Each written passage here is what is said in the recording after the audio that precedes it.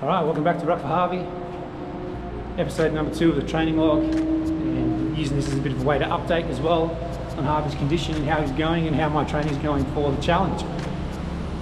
This is just a quick pause before we get into training. I realised in my last video I didn't really explain why I'm doing this challenge. I post a lot on Instagram, so if you follow me on Instagram, you've probably heard a lot about Ruck for Harvey already. But I figured if you're watching this on YouTube, you deserve to hear the full story as well. So this year, I'm taking on the 161.5 kilometres at Ultra Trail Australia, and I'm going to do it by carrying 20 kilo pack. It's going to hurt, and it's meant to hurt. So I'm doing this for Harvey. Harvey is my nephew. He's 3 years old, and he lives with an ultra rare neurological condition called polar R3 leukodystrophy. It affects his balance, mobility, and his ability to move through the world safely. Every day is a challenge. Most of us never have to think about for Harvey. When I'm tired, when my legs are burning, when I want to quit, that's my reminder that I get to choose this discomfort. Harvey doesn't. He doesn't get that choice. This isn't about me doing something hard for the sake of it. It's about raising awareness. It's about helping Harvey and his family with the support and equipment they need. And it's about reminding people that there are kids and families carrying heavy loads every single day. You just don't always see it. So I'll be documenting the training, the good days, the bad days, the reality of trying to prepare for something this big. If you can, please donate, share, or even just talk about Ruck for Harvey. It makes a massive difference, and every little bit helps lighten the load for Harvey and his family. Thanks for being here.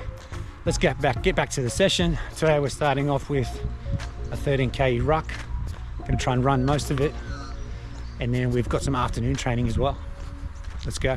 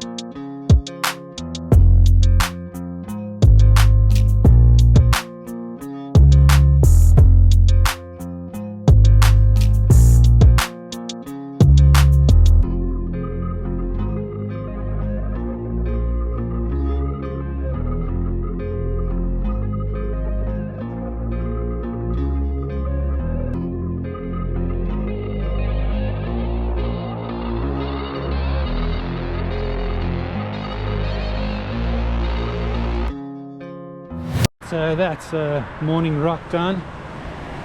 Felt like absolute dog shit this morning.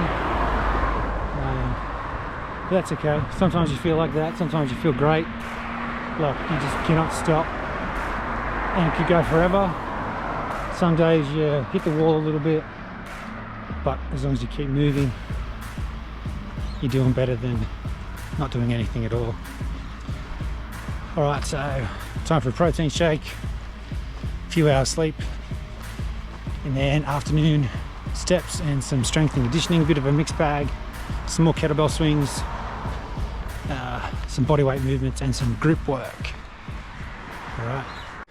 Today we had 774 steps onto the 20-inch box. Getting closer to that 1,000 mark. Once we hit 1,000, I'm going to do the Everest Base Camp to Everest Summit, which is going to be 7,000 steps. And I'll be doing that at Nobby's Beach, just as a little, supposed to raise awareness for Harvey. I'll most likely be doing that in April. So just a bit of a challenge and a bit more awareness out there for Harvey before Ultra Trail Australia in May.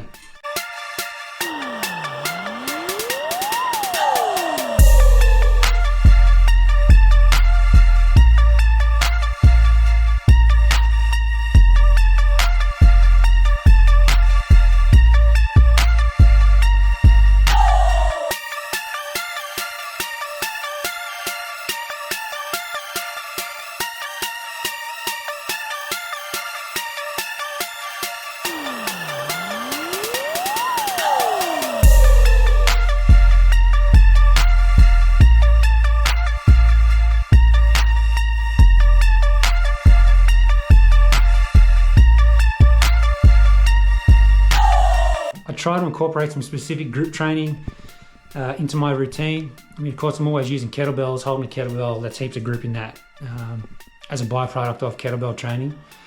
But I've been incorporating some more strength work, specifically some high rep work. I've got these Captain of Crush grippers. I've had these probably since like 2007. So this is number 1 Captain of Crush gripper. This is, no, hang on, not number 1. This is the trainer. So this is the trainer, good for just pumping out heaps of high reps.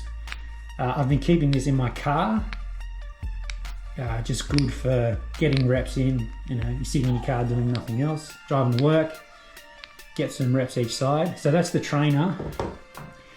This is the number 1 Captain of Crush gripper.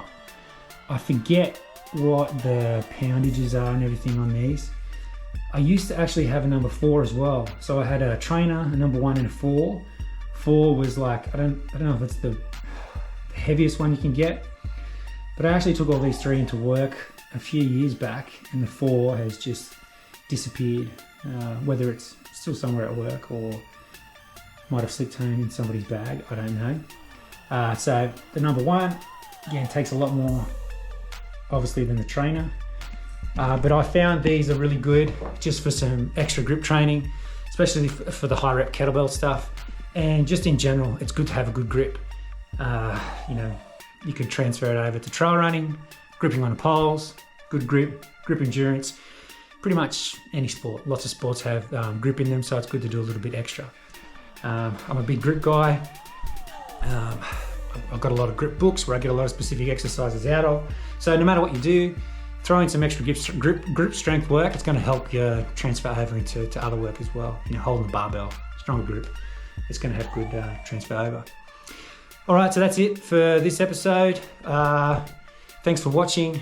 Please, if you can, remember, donate to Ruck for Harvey. We're nearly at $5,000, which we really appreciate everybody for their donations. It really means a lot and is getting well used for Harvey. A big thanks to our sponsors. I'll put a list up of our sponsors at the end of this video. They've been able to, you know, for us to supply things to Harvey that we wouldn't have if we didn't have your support.